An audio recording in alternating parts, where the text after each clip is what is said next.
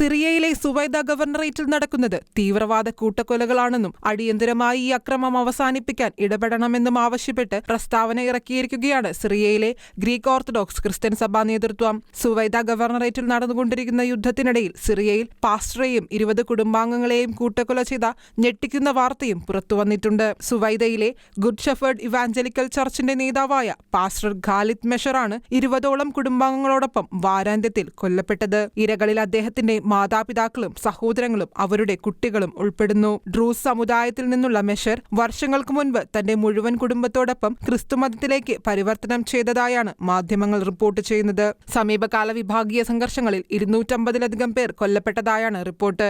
ഐക്യരാഷ്ട്രസഭയുടെ ഇടപെടൽ ആവശ്യപ്പെട്ട് സിറിയൻ ഓർത്തഡോക്സ് സഭ തിങ്കളാഴ്ച അടിയന്തര അപ്പീൽ നൽകിയിരുന്നു. മേഖലയിലെ ഗ്രീക്ക് ഓർത്തഡോക്സ് സഭ ഈ ക്രൂരതയെ അപലപിച്ചു.